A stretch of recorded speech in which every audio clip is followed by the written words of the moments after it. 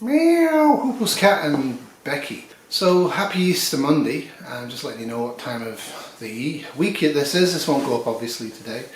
In fact, I think it may even be Tuesday. I'm losing track of time when I'm on my days off, which is fine.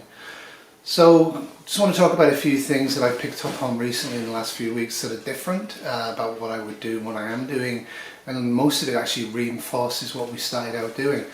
So now bear with me. Very early on, Kitty decided that we shouldn't have the same shoes in the hospital and put them in the car on our feet and then walk into the house. And it's something I may have not noticed until quite recently, but it was a good idea when we set it up. Initially it was kind of awkward to get used to doing this, but we got really used to it now. We have our hospital shoes and we have our normal shoes, and the hospital shoes are never worn inside the car, let alone inside the house or anywhere near the house. And I think that was a good idea. So I'm going to try and link in the description the actual articles and research papers. I may not be able to, I may not be able to find them. I'm not that organised right now. But one of the Chinese scientific research report did swabbing of the floor in a pharmacist area of a hospital that no patients had ever gone in and found to be heavily contaminated. So the conclusion from that in the article is that shoes are a vector of transmission of the virus, and I think that's probably true, but I also think maybe a lot of the virus on the pharmacy floor was coming from staff. I've maintained, and I will still maintain, that hospital staff are much more likely to be asymptomatic and also symptomatic carriers of COVID-19 disease and spreading it around the rooms that they're in. And I think that's a serious source of consideration. I know in my hospital we're doing a lot more cleaning, but the hospitals are huge, right? And cleaning staff are few and far in number. And on which topic, one of our long-serving members of staff, been there 38 years, she was a night supervisor, an evening supervisor of the environmental team. I know her to talk to her. She unfortunately died of COVID-19 disease. The hospital is saying that it's because of external to the hospital contamination. Who knows? Either way, it's tragic. There is, I think, hundreds of healthcare workers that are now infected in Ontario. I think 640 are known to be infected. So we're going to see casualties, we're going to see death amongst our own workforce, and that's going to be tough. So yeah, I now know somebody that I've spoken to and know by sight who has died of COVID-19. That kind of concentrates it in your mind. I think the difference between me and a lot of people online is I actually knew that was going to happen. So I can't say it shocked me, but I can say it's made me very, very sad. The other thing that we've been doing a lot of is hand washing. So I just want to, I don't know if this will pick up on it, but I don't know if you can see this, fingertips. So I've been really working on these. My hands are actually starting to break down, and I believe that's the alcohol hand sanitizer. So I believe there's been two causes of this. At work we have generic bleach solution, and I've been picking up the bleach solution to wipe down all surfaces, the armrests of the chair, all door handles, all keys, all cupboards, all keyboards, all the phones, the pager, basically, and the screens even, because people breathe at screens, right? So I've been using this without gloves. I'm now using this only with gloves. And the generic hand stuff that's all around the hospital, I've been using this a lot, and I will still use this a lot. But what I'm doing now is I'm not using it as much as I normally would. What I'm doing is, as far as possible, I'm keeping my hands in front of me, and then when I have time I'm using soap and water to actually wash my hands, and I think that's a great idea. And again, I'll just emphasize to you, if you're a healthcare worker, nothing on your wrists, nothing on your fingers, please. You really don't want to have any entrapment of any virus underneath a ring or a watch or a hairband. And Kitty's actually not doing that anymore, and that's great. So I don't know if this will show up, so I'm just going to video this in case it does, but I have had a little hemorrhage into my eyeball, which is usually a sign of stress. So work is definitely taking a physical toll of both me and Kitty, I'm going to get her to talk on camera. We were going to do that today, about how she's physically experiencing work and how mentally she's experiencing it and how the co-workers are. What I can tell you is people have kind of a strange atmosphere of resignation, tempered with a little bit of anger around the edges. We're still trying to have enough N95 masks for the ICU nurses and the emerge nurses. It's working, but not great. They are recycling the masks now. Interestingly enough, it was supposed to be chemical recycling, like they were going to sterilize with chemicals, but I'm hearing, and I haven't had this confirmed, they're actually going to bake them, and I'm hearing they're baking them 3 to 4 to 5 times, which I thought was interesting, because that's the method I'm using and Kitty's using to make sure we have adequate supply of N95s as and when the hospital runs out. So one of the issues for me is like, why are they only baking it for that frequent length of time? So obviously they're concerned about the weave. So I'm going to try and find out some actual information on that. I am back to work on Thursday night. Kitty is back on Wednesday night. We're still not fully aligned. We're still doing a few extra shifts here and there.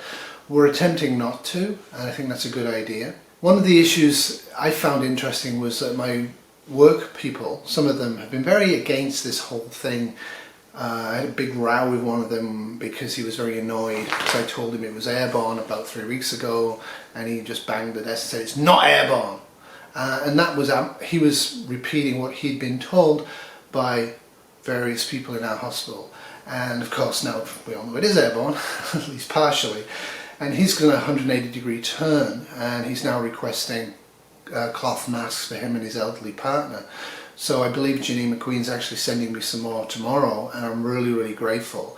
There's a whole bunch of people now at work that are wearing masks. The hospital surgical masks are not very good. So a lot of people are actually getting their own masks. So I've seen a lot of high-profile, colourful masks that people use for air pollution actually on the ICU, and people are wearing them. And they're not being told to take them off, and I'm certainly not going to tell them to take them off. This is a mask Kitty's been using quite a bit at work. This is one we brought home to recycle. It is a surgical mask. It's slightly better than most surgical masks, and it has of course tie straps. A lot of people are now using bonnets. So somebody at work's making bonnets, and you put the bonnet on and it has buttons here, and I think here, and then the ear loop it without putting strain on the ears, because people are really having trouble with that. One of the masks a lot of people are using is called a level 3 mask. This is not an N95, but it offers slightly more protection, has a plastic insert here but not here, slightly more protection than a regular surgical mask, but these are only being used in actual COVID units. So if you're looking after people with COVID-19 in other units, they're not really getting access to these, which is again interesting. We have definitely over 20 odd patients now who are positive, and we usually have between 30 to 50 a day in the hospital admitted who are PUIs who might have COVID. So that's really kind of interesting. So what we're looking at is about a caseload of 50 to 60 to 70 per day in a hospital with about 200 beds. Now bearing in mind we have closed a ton of beds. So our 36-bed general medical stroke unit has gone down to 20 beds. We've closed 1 bed in the semi-privates and 2 beds in the triple rooms to actually make sure that every patient that goes in there who's definitely COVID positive or a PUI is in fact in a single room. And we're going to do that as long as possible. Now you can probably guess from that we've kind of given up on negative pressure. We're using negative pressure wherever we can. We're using single room when we don't have negative pressure. When we don't have single room, what we're now doing is cannibalizing beds. So the actual occupancy of the hospital is very low, but there's an awful lot of beds closed to try and prevent spread.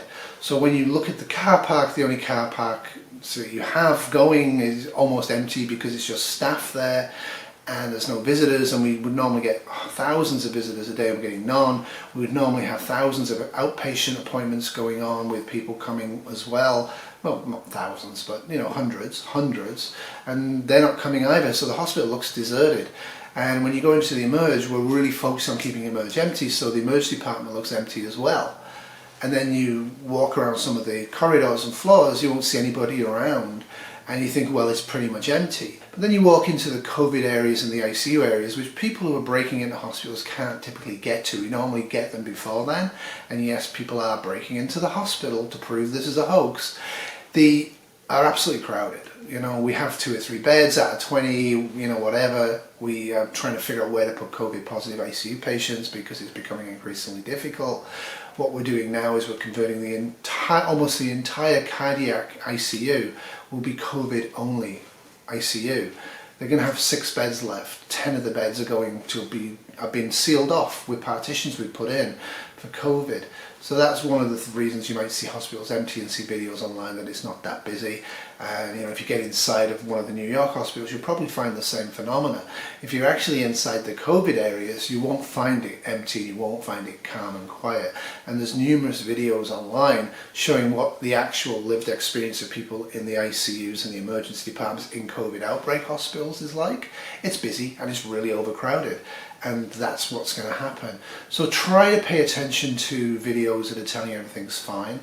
One of my people I really like, Ethical Preparedness, did a video recently, the good news about COVID, and it was an interesting video.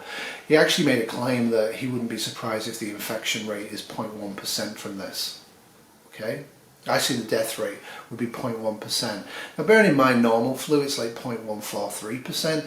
Like, the claim is ludicrous, and I'll tell you why the claim is ludicrous. The current death rate is variable because it's an ongoing disease. We don't know exactly what it is for everything over tens of thousands of cases. But the death rate is realistically between 4 to 10 to 15%, depending on the status of the healthcare. And I and everybody else has been assuming for months now that 10 times to 20 times or even 30 times the number of people infected with COVID-19 was out there in the community as had presented to hospital or had been picked up by swabbing. It turns out that might be inaccurate. Austria did a really good test, a really good research where they actually randomly picked over 1,500 people all around Austria, including young babies to very elderly patients. They weren't looking at patients, looking at the population, and they randomly tested people in the community, and that gave them the incidence of COVID-19 in the community that hadn't been diagnosed or picked up by the people with it or people around them. And unfortunately, it seems to be 4 times what they had diagnosed already in hospitals. And that's a disaster. What that means, if that is true and replicated in other countries, remember every country is different, but the virus is essentially the same in every country, and people's behaviours are essentially the same, That means that this is a very slowly spreading infectious disease that's highly infectious when the viral load's high. It takes an awful long time to actually present in most people symptoms, but isn't spreading like wildfire throughout the community, but is spreading steadily throughout the community.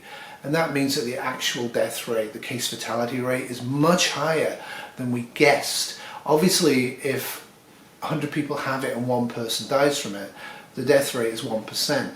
If 1,000 people have it and 1 person dies, the death rate is 0.1%, and that makes it look very much like seasonal flu. But if you diagnose 10 people and 40 other people have it in the community, and out of those 10 people that you diagnosed, right, 3 of them are in hospital and 1 of them dies, you figure out the death rate from that. It's dramatically higher than we thought. So that's all from me and Becky. Bail Longsons flew off. Remember, in SHTF, tomorrow will always be worse than today unless you prep. And in a pandemic, tomorrow will always be worse than today, even if you prep, until it gets better. Toodles. Oh, man.